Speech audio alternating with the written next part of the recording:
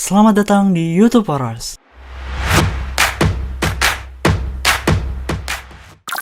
Cara untuk mengubah suatu teks supaya tidak bisa dibaca oleh orang lain gitu. Jadi yang bisa baca itu hanyalah yang mengetahui key dari ciphertext itu. Jadi misalnya nama saya Budi ini diubah menggunakan sebuah crypto system dengan sebuah key tertentu menjadi ini misalnya, jadi QPD, VBD, XGL ini.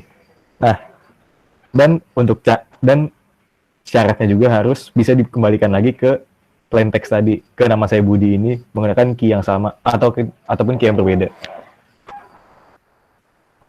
Selanjutnya, apa sih itu kriptografi klasik? Kriptografi klasik itu ya crypto system yang sudah tidak dipakai secara lazim lagi gitu. Kenapa nggak dipakai lagi ya? Karena obsolete-nya karena udah ada sistem komputer serbaguna ya. Jadi kebanyakan sistem kriptografi klasik ini udah bisa di brute force oleh komputer serbaguna.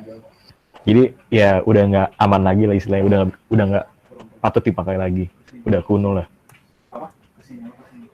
Jenis-jenis kriptografi klasik yaitu ada dua jenis yang paling umum, yaitu substitution cipher. Nah, substitution cipher ini jadi intinya dia mengubah satu huruf ke huruf lainnya gitu. Kayak misalnya tadi di sini nama saya Budi. N ini jadi Q dan A ini jadi D, M jadi P, A jadi D lagi. Dan kalau misalnya transposition cipher ini intinya dia suatu huruf, urutan huruf yang ada di plain text itu digeser untuk membuat ciphertextnya. Nah, jadi pertama kita bahas dulu contoh-contoh substitution cipher. Pertama ada Kaiser cipher. Intinya dia apa ya? Dia mengubah huruf-huruf yang ada, tetapi dengan cara menggeser alfabetnya gitu. Misalnya menggeser sekali, jadi alfabet A jadi B kayak tadi misalnya.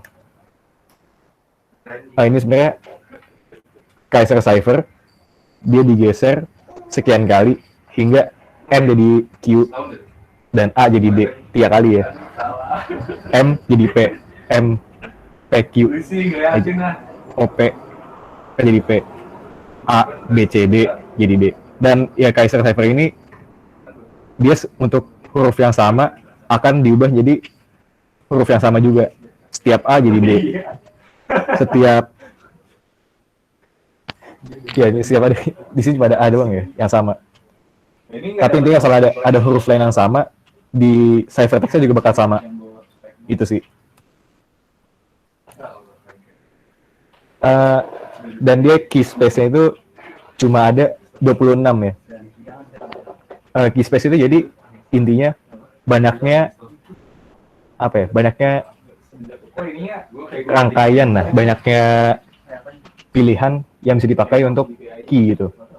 Dan key-nya ya 26 gitu, karena ya intinya menggeser huruf-huruf tadi sampai ya maksimal sampai Z gitu. Misalnya A sampai Z itu paling maksimal ya 26. Dan dia ini sangat simpel dan primitif. Dia pertama kali dipakai oleh Julius Caesar sudah berabad, sudah 1 milenial lebih lah istilah. Dan dia nanti menjadi dasar di Legionnaire cipher dan one time pad. Nanti akan dibahas lagi. Jadi intinya pakainya gini. Kalau misalnya kita menggunakan key yang ini, berarti jadi A jadi T dan huruf B jadi U. Ini nih misalnya kita mau nulis nama saya, berarti N jadi G, berarti A jadi T, berarti GT F T nama. Misalnya kalau misalnya ini key-nya beda lagi ya. Ini I came, I saw, I conquered. Jadi L F D P H, L V D Z. Dan ini bisa dilihat untuk huruf yang sama pasti di ciphertextnya itu sama juga. I jadi L, A jadi D. Apalagi nih yang ada? E jadi H. Nah, Kaiser cipher ini ada kelemahan yang sangat fatal ya. Ada yang tahu mungkin kelemahannya apa?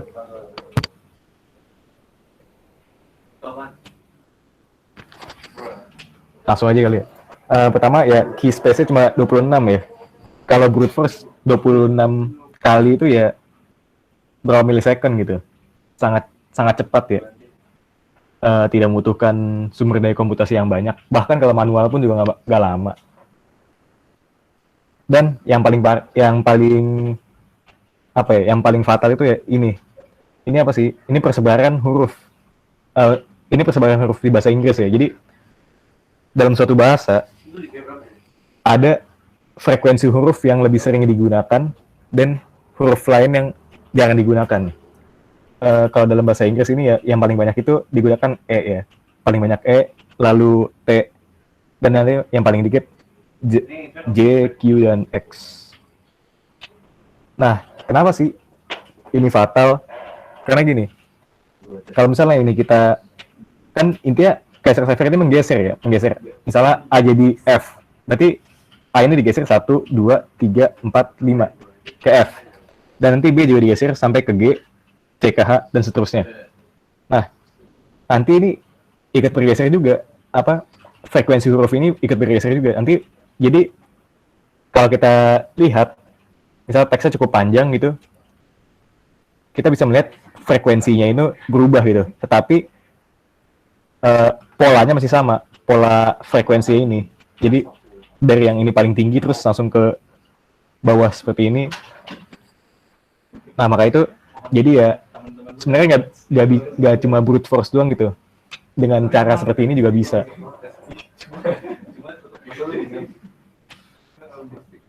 Oke, selanjutnya adalah Visionaire Cipher ya.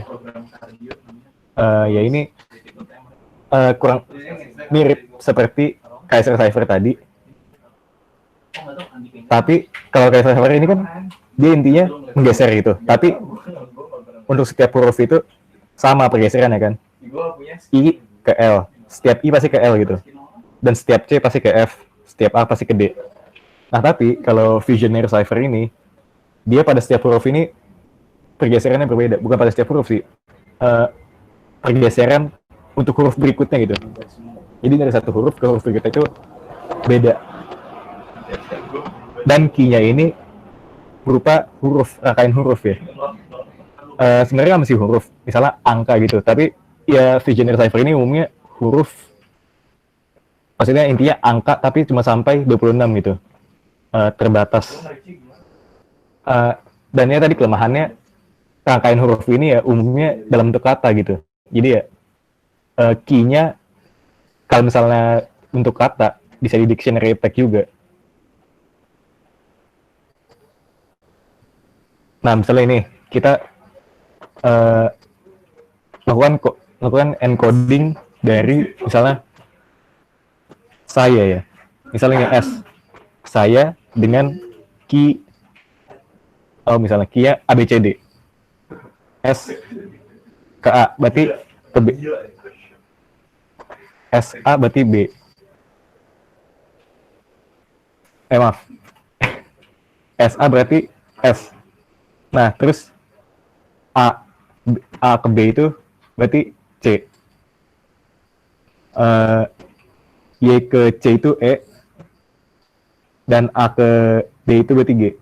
Jadi, tadi kan ada 2 A ya. A setelah S dan A setelah Y. Nah, setelah A sama A setelah S dan A setelah Y ini dua-duanya beda gitu. Karena pergeserannya beda. Nah, tapi kelemahannya ini. Misalnya kita menggunakan suatu rangkaian huruf tertentu untuk key-nya. Dan nanti key-nya ini diulang ya. Jadi misalnya huruf-huruf dari plain text ini ada lebih dari panjang key-nya ini, nanti bakal diulang key-nya. Jadi ini kan key-nya king, tapi king ini diulang terus nanti. Nah, di sini bisa dilihat ada di ciphertext-nya ada 2 rangkaian yang sama. Itu di plain text-nya. Di yang pertama, di yang kedua, sama di yang ketiga. Nah, tapi kebetulan di sini di yang ini jadi book dan di yang ini jadi book juga. Karena kebetulan key-nya ini pas lagi ing dan ini juga lagi ing gitu. Nah, nanti ini jadi membuka ruang untuk yang namanya kasus kitas. Nah, apa sih kasus kitas? Kasus kitas ini, misalnya kita ambil contoh, oh sorry, ada jelas dari Pico CTF, seperti ini ya. Nah, jadi kan ini dari hint soalnya ya. Mungkin saya buka soalan dulu ya, sebentar.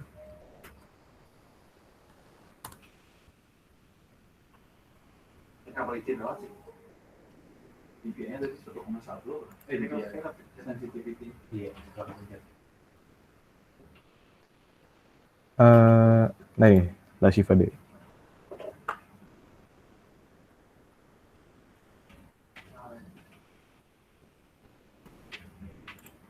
Nanti, jadi intinya ini pakai visionary juga. Nah, tapi kan ini sangat panjang ya teksnya. Jadi ini kalau semakin panjang teksnya, ruang untuk kita bisa melakukan kasus kitas ini semakin besar itu. Jadi ini seperti tadi gitu, kita melihat apakah ada perulangan di teks ini. Misalnya ini ya, ini ada TNJ pertama ini, dan juga TNJ kedua ini. Selain itu ada apa lagi ya? Intinya gitu sih, intinya kalau secara manual ya, kita mengerjakan secara manual, intinya kita melihat adakah rangkaian huruf yang sama gitu. Nah, setelah itu kita menghitung panjangnya, jarak dari kedua rangkaian huruf ini. Jadi T pertama ke T yang kedua ini berapa panjangnya, dan N yang kedua, N yang pertama dengan N yang kedua ini jaraknya berapa, dan J-nya juga. Nah, setelah itu bisa diasumsikan bahwa jadi intinya kita berasumsi bahwa kedua rangkaian huruf di ciphertext ini diambil dari dua buah rangkaian huruf yang sama di plaintext-nya. Nah, maka dari itu hasilnya sama, dan berarti kalau misalnya hasil dari plaintext-nya sama, berarti key-nya juga sama dong, rangkaian key-nya juga sama. Jadi key yang digunakan untuk mengencode plaintext dari 3 huruf ini ke TNJ dengan yang ini juga sama gitu. Nah, dengan itu kita bisa menghitung estimasi apa ya istilahnya. Gini nih istilah. Kan misalnya jarak sini berapa gitu? 20 misalnya kita ambil lah.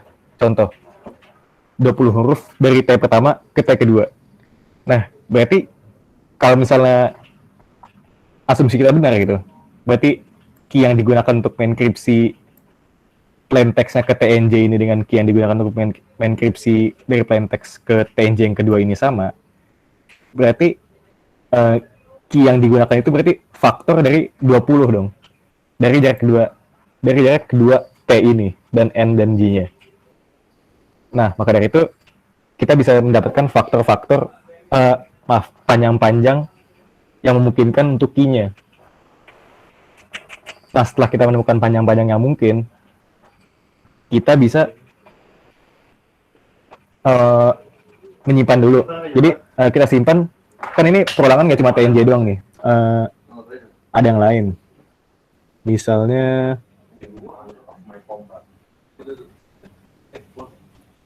dan mesti 3 ya, mesti 3 huruf. Misalnya cuma 2 juga boleh.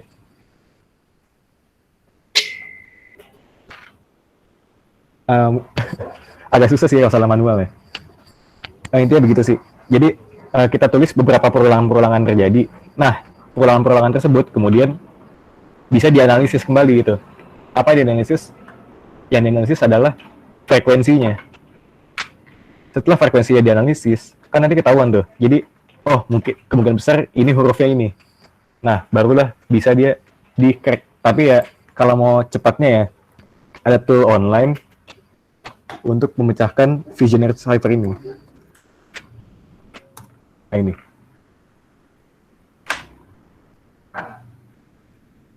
Nah ini misalnya kita copy ya. Nah, ini agak unik juga soalnya ya. Nanti kita bahas lagi kenapa dia unik. Nah, ya. Nah, ketika kita menggunakan kasus kites di sini kasus kitesnya cuma ngasih tahu berapa panjang key yang mungkin ya. Nah, di sini 2 gitu. Tapi ya kita tahu sendiri gitu, kalau 2 itu ya sangat lemah dan ya gampang itu mecahinnya. Dan di sini 5. Yang kedua paling mungkin. Nah, kita coba ya 2 di sini.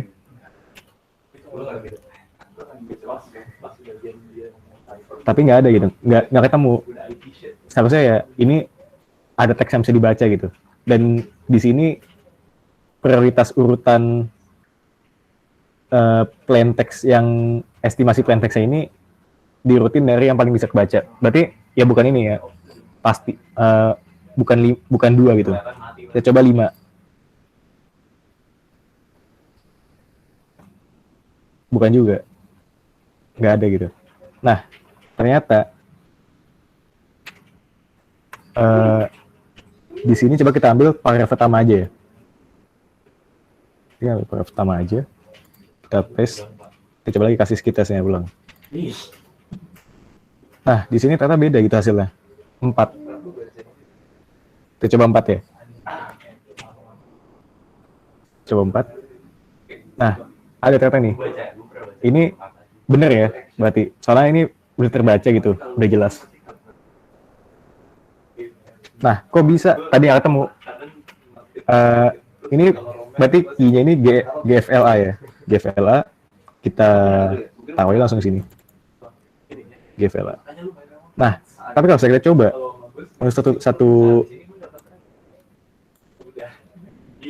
kita coba untuk satu teks ini semuanya.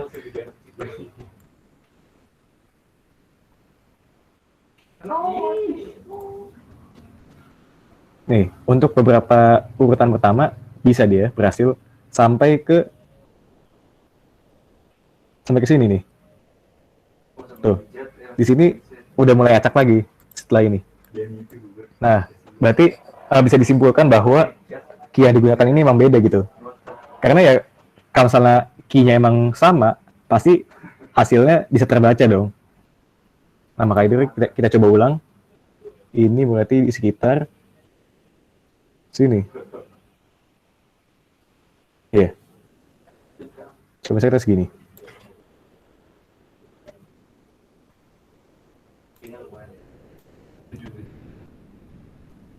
Tuh, di sini udah beda ya. Udah LAGF.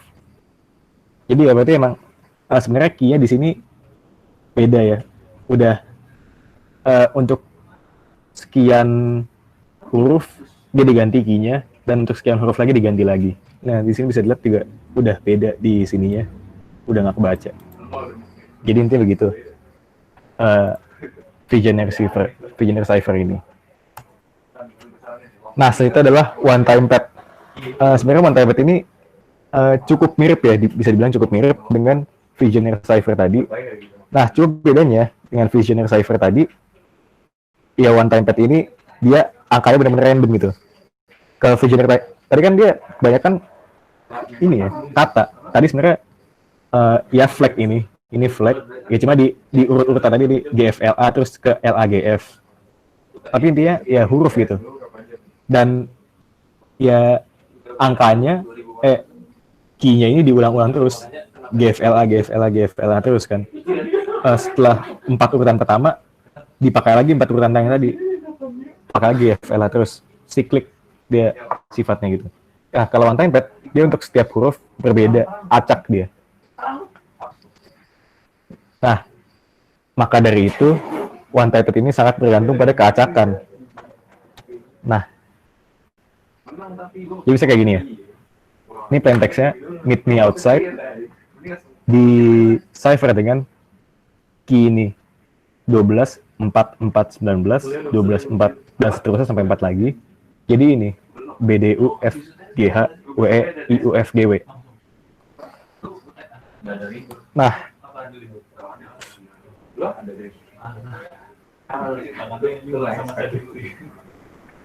maaf ya.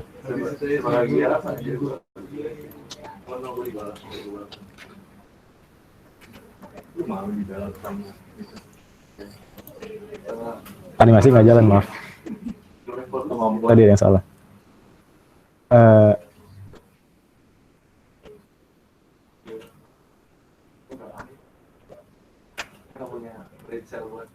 nah di sini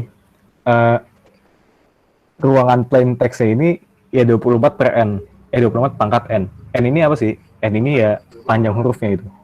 Plain text-nya banyak plain text yang mungkin itu 26 pangkat n. Dan misalnya di sini ya ada 12 ya. Berarti 26 pangkat 12. Dan key-nya juga sama gitu. 26 pangkat 12 juga. Ya karena kan setiap angka yang digunakan untuk men-cipher setiap huruf ini beda gitu. Dan banyak yang mungkin ciphertext yang mungkin ini juga 26 pangkat n gitu. Nah, maka dari ini OTP ini unbreakable guys, setiap teori unbreakable. Dia nggak mungkin bisa dipecahin. Kenapa? Karena misalnya kita ambil contoh ya. Kita ambil contoh pergi ke barat. Dan kita gunakan key OTP ini 18, 5, 9, 20, 6 dan sekian sampai 19 ini. Jadi ini HJA, OS, UQ, V dan sampai M ini. Nah, misalnya kita brute force gitu. Berarti ya 26 pangkat 1 2 3 4 5 6 7 8 9 10 11 12 13 14 26. Kita coba brute force 26 pangkat 14. Ya nggak terlalu lama lah. Ya paling berapa lama ya? Ya intinya bisa sih. Masih mungkin lah. Tapi misalnya kita brute force gitu. Dapat 18, 5, 9. Kita udah bener nih. Urutan angkanya udah bener. Kita coba brute force sampai sini 9. Sampai 24 ini ya, udah bener. Nah, tapi misalnya di sini salah gitu. Kan namanya brute force ya. Pasti semuanya dicoba gitu. Nah, tapi di sini kita coba dapat ini timur. Bisa aja kan? Kan namanya brute force itu. Jadi maksudnya dengan brute force pun nggak bisa gitu. Nggak bisa di brute force. Karena ya semua kemungkinan kata sepanjang 26 ini mungkin aja gitu. Rangkaian kata yang panjangnya 26 apa aja ada berapa ratus kemungkinan sama-sama mungkin. Karena dia acak gitu. Nah, maka dari ini ada kelemahannya satu. Yaitu dia bergantung pada keacakan key. Nah, ini bisa dibaca di sini ya. Jadi ada apa istilahnya? Kantor bidang negara di Jerman pada saat Perang Dunia Kedua. Ya dia kantor yang berhubungan dengan perhubungan luar negeri ya. Nah, dia bisa di-crack gitu. Padahal dia menggunakan tadi OTP. Kok bisa? Karena ternyata key yang digunakan untuk meng-cipher plain text mereka itu menggunakan sebuah mesin. Dan mesin yang menggunakan untuk mengenerate key-nya ini ada polanya gitu. Dan pola ini bisa ditebak. Maka dari itu ya sangat bergantung pada kerandoman dari key-nya. Misalnya kayak gini nih. Ini ada dua ini ya. Ada dua rangkaian koin. Anggaplah ini biner. Jadi 500 itu 0 dan yang kedua itu 1 misalnya. Nah, ini kan maksudnya bisa kita lihat nih. Di sini pertama 0 dan ini 1. Lalu 0 0 1. Lalu 0 0 0. Bisa ketebak gitu. Habis 0 0 0 ini kemungkinan besar 1 kan. Ada polanya. Jadi dia 1 lalu 0 sekali lalu 1, lalu 0 2 kali lalu 1, lalu 0 3 kali. Lalu 1 lagi mungkin yang kemungkinan besar. Jadi ya sangat bergantung pada kerandoman itu. Kalau misalnya key-nya bisa ditebak, maka ya orang lain ya udah as good as dia punya key-nya gitu. Nah ya, ini untuk kesimpulan aja. Klasikal kriptografi ini ya, meskipun yang seperti tadi OTP ada kelemahan teoritis yang nggak ada sama sekali, ya ada kelemahan praktikalnya gitu. Pertama-tama kan kita harus bisa mengantarkan key-nya dulu kan. Kita nggak bisa semena-mena menteleportkan key yang kita punya ke tujuan kita. Ya, jadi kita harus ngeprint rangkaian angka 0 sampai 26, lalu kita anterin ke orang yang mau kita berbicara dengan orang tersebut gitu misalnya. Jadi ya nggak praktikal lah. Nah, tapi kalau modern kriptografi, ya dia udah ada seperti asymmetric key ya. Jadi ya mereka nggak usah ketemu gitu. Udah ada di Vehleman Key Exchange, nanti dibahas di pertemuan berikutnya mungkin. Dan ya klasikal kriptografi ini ya kan umumnya dibuat sebelum adanya komputer gitu.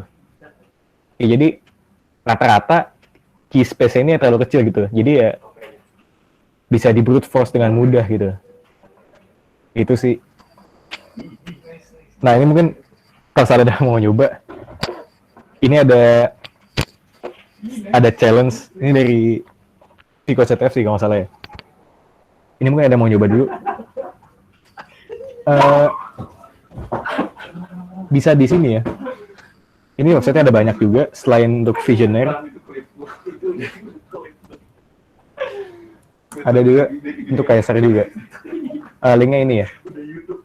Saya kirim di meet-nya aja mungkin.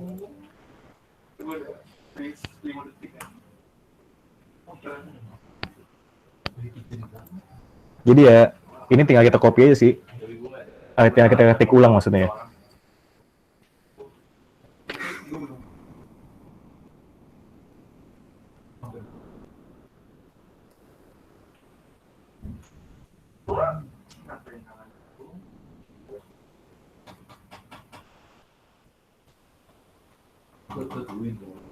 Lu pizza spesifik atau kayak udah pizza aja? Lu pizza mau spesifik atau kayak udah pizza aja? Kalau aja, gue minjem Margarita ikut datang beli pizza yang 104 beli 2 biji, gue udah beli banyak. Nah maksudnya artinya kayak gitu nggak apa-apa kan? Itu soalnya kan random tuh. Emang enak? Oh itu spesifik? Oh enggak, pas gue mau udah ngedaki, kayak ya udah pizza aja. What you expect yang mau sih itu sempat tempat yang kecil. Nah, misalnya ini kita brute force ya. Slice. Dulu 4 slice ya? Yang kita beli di Sentro. Iya. Nah, dia langsung coba aja gitu semuanya. Karena ya cuma 26 gitu, nggak terlalu banyak.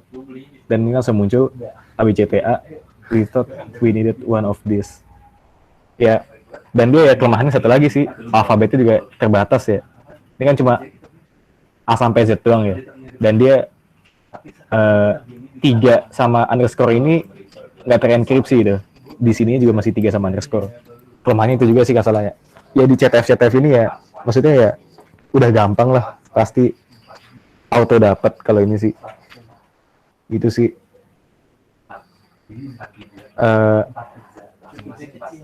Oh yang tadi. Oh ini bukan nih. Coba. Saya copy aja ya. Ini ya. Mungkin ada mau coba. Buka di Netcat.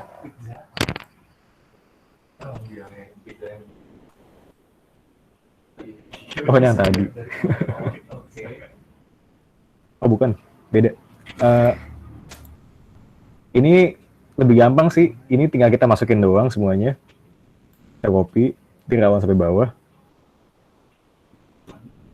Dan ini ya salah sih. Ini implementasi juga salah ya. Seharusnya spasi ini jangan spasi soalnya kebanyakan mereka nggak masukin spasi sebagai sebagai teks gitu. Jadi nggak ada buat nambahin spasi. Jadi seharusnya spasi ganti X aja gitu. Jadi kalau misalnya spasinya ganti X ya dia bisa diubah juga gitu kan hurufnya. Nah ini kita tinggal ini aja Visionaire atau bisa automatic decryption juga. Nah ini udah otomatis ya, itu langsung ketahuan. Dia kita nggak usah ngapain, nggak usah kasih key test kita manual kayak tadi, dia langsungnya automatic decryption ini ketemu karena dia flagnya sama untuk maaf key-nya sama untuk satu teks ini semuanya. Gitu sih. Mungkin ada pertanyaan?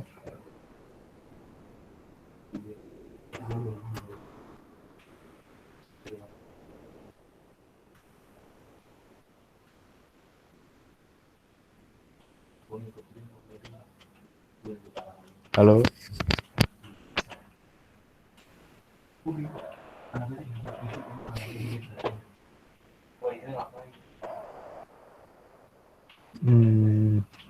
Mungkin tunggu aja ya sampai 8.20. Materi dasar juga sih soalnya ya. Gampang dimengerti sih ya. Buat menit.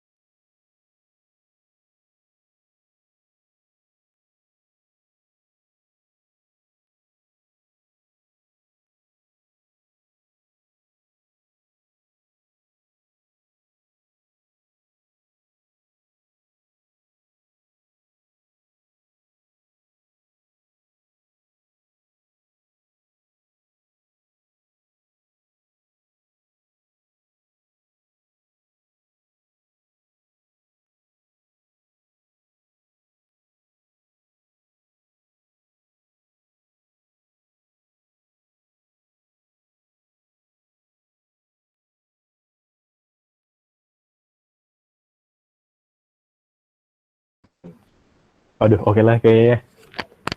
Mungkin diakhiri saja dari saya. Sekian dan terima kasih. Wassalamualaikum warahmatullahi wabarakatuh. Waalaikumsalam. Waalaikumsalam. Waalaikumsalam warahmatullahi wabarakatuh.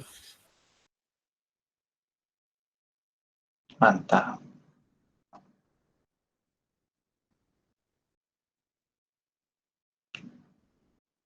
Duluan. Yuk. Sampai jumpa di episode selanjutnya.